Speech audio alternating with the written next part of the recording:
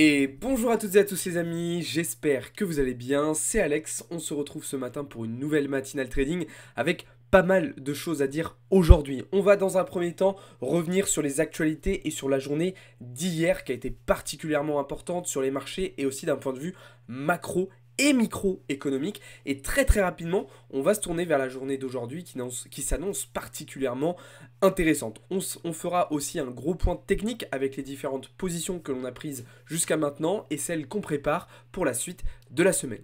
Juste avant de commencer, comme d'habitude, je vous invite à vous abonner si ce n'est pas encore déjà fait et à nous rejoindre dans le serveur Discord. Vous avez tous les liens en bio et en description.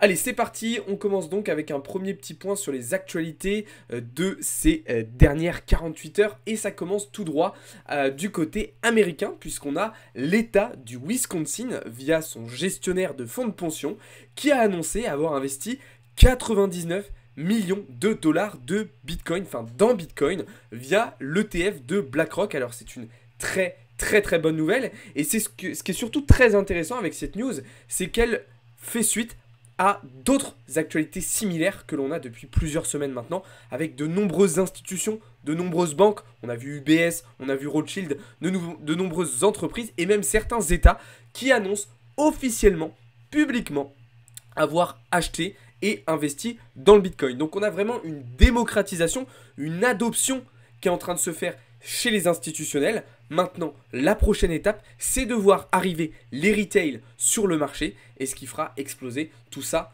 à la hausse. On continue avec une deuxième actualité qui concerne cette fois-ci l'action GameStop qui s'est totalement envolée depuis le début de la semaine.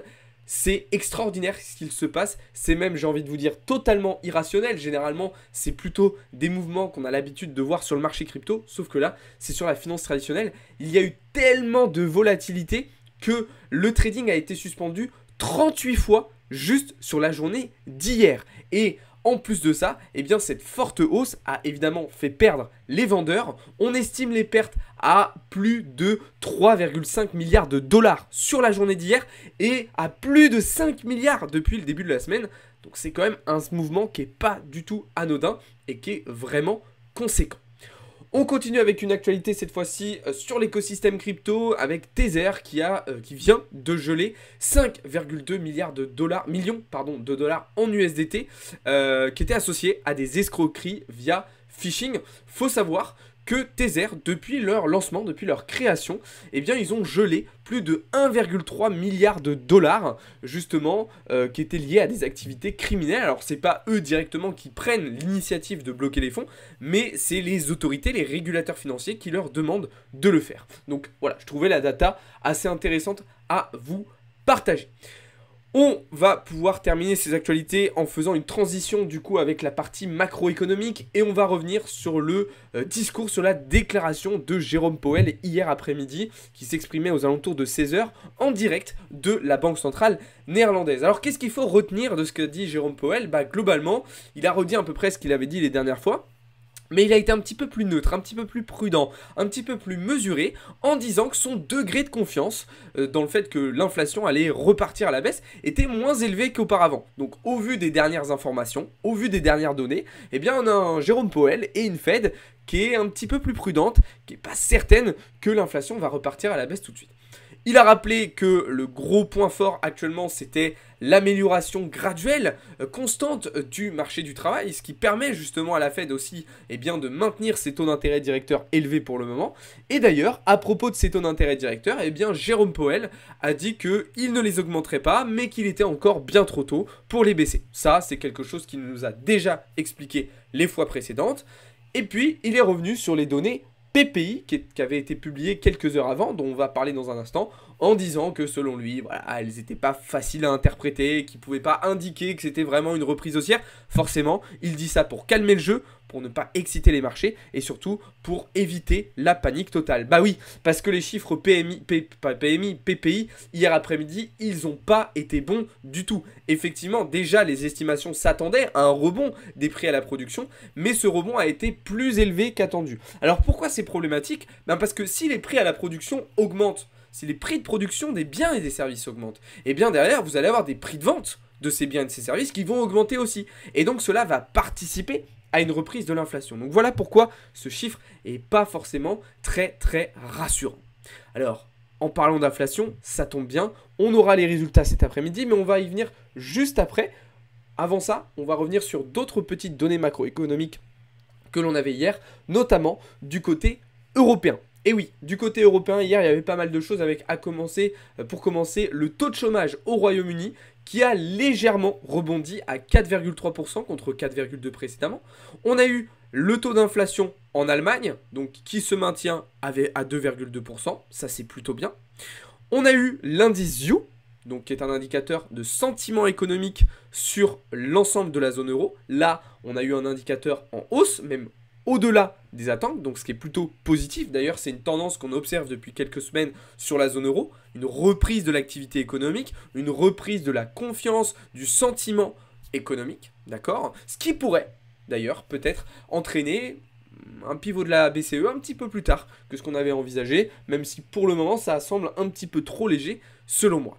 Et puis hier après-midi, du coup, je vous l'ai dit, on avait les chiffres des prix à la production et le discours de Powell.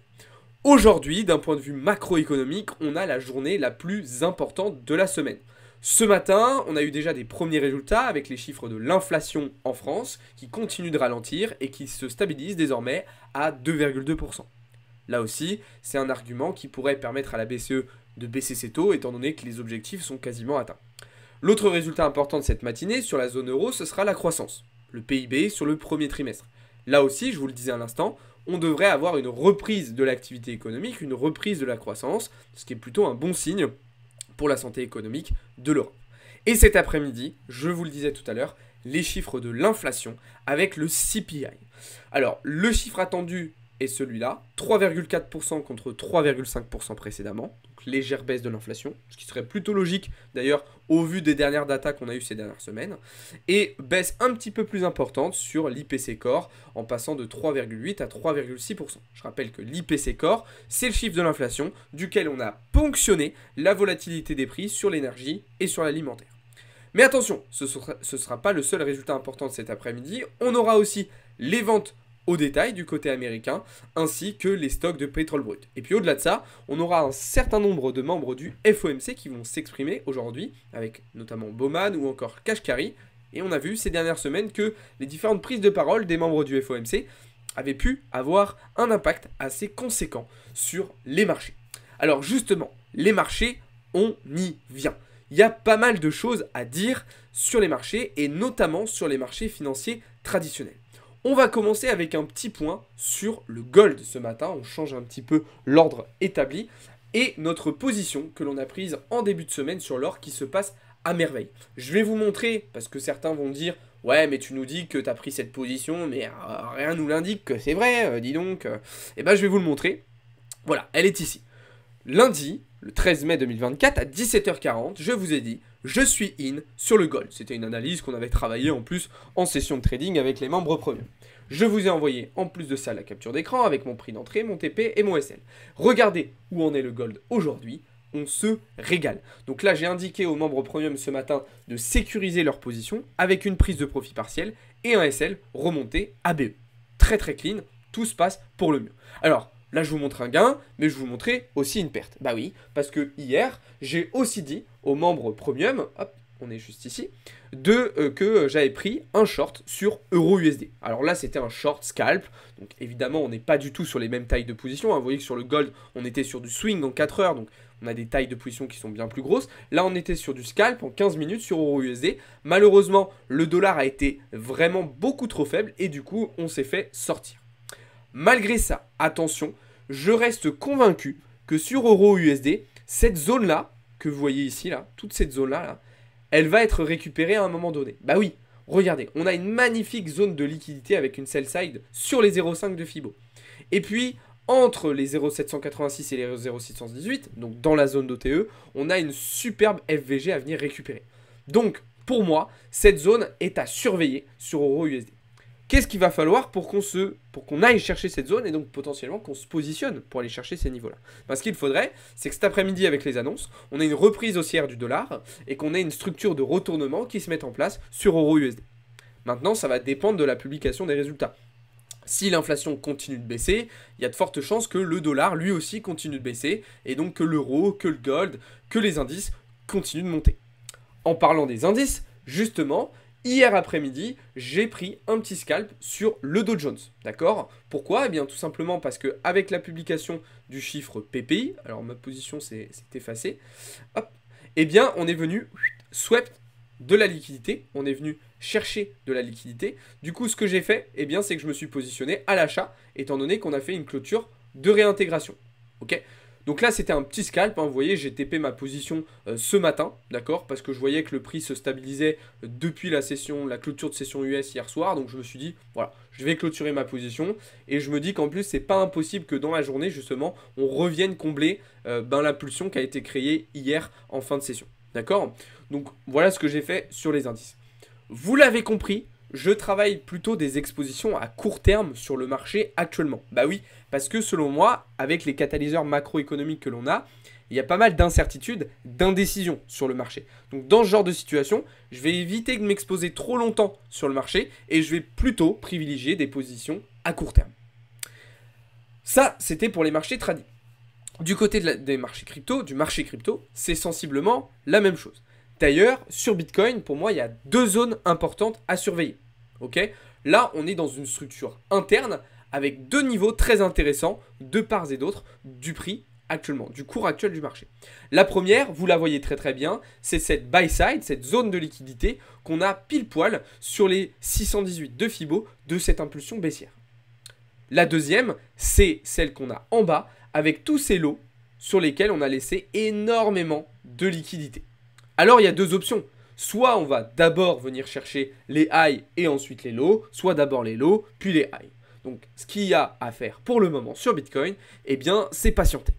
Tout simplement d'attendre, de voir quelle zone on va récupérer dans un premier temps et à ce moment-là on pourra se positionner pour aller chercher la deuxième. Pour le moment, j'ai pas forcément de conviction, même si j'ai plutôt tendance à penser que cette zone devrait être récupérée dans un premier temps et qu'en fait on se servirait ensuite de cette liquidité-là pour aller chercher un petit peu plus bas en direction des 59 000 $. Pour le moment, les données d'order flow ne nous donnent pas énormément d'indications supplémentaires. On voit l'open interest qui repart un petit peu à la hausse en même temps que le prix, mais des fundings qui reviennent sur des niveaux neutres et des CVD spot qui sont sur un delta négatif. Du côté de l'order book, ça n'a pas changé non plus de ce point de vue-là. On a toujours autant d'ordres d'achat qui tapissent le marché entre 54 et 60 000 $. Voilà un petit peu ce que je pouvais vous dire sur BTC. Au-delà de ça, sur les cryptos, pareil, mon exposition s'est vachement réduite étant donné que j'ai été BE et que j'ai eu quelques petits SL aussi sur certains trades sur mes alts. Donc là, que ce soit sur les trades ou sur les cryptos, j'ai vraiment une exposition de marché qui s'est bien réduite. Et c'est pas plus mal, ça fait du bien, ça permet de repartir sur des bases neutres, sur des bases solides. Et en plus de ça, semaine prochaine, je serai un petit peu moins devant les écrans. Donc ça me permettra de gérer aussi un petit peu mieux mon exposition sur les marchés. Voilà ce que je pouvais vous dire aujourd'hui les amis, c'était une version un petit peu condensée et résumée. Si vous voulez en savoir plus, comme d'habitude, je vous invite à venir nous voir dans le serveur Discord, c'est là-bas que tout se passe et c'est là-bas que vous aurez toutes les informations importantes à ne pas manquer. De toute façon, cet après-midi, on se retrouve à partir de 14h15 en live pour suivre les annonces macro du jour et l'ouverture de Wall Street. Vous aurez aussi un live à 18h avec Théo qui reviendra sur les actualités de ce début de semaine.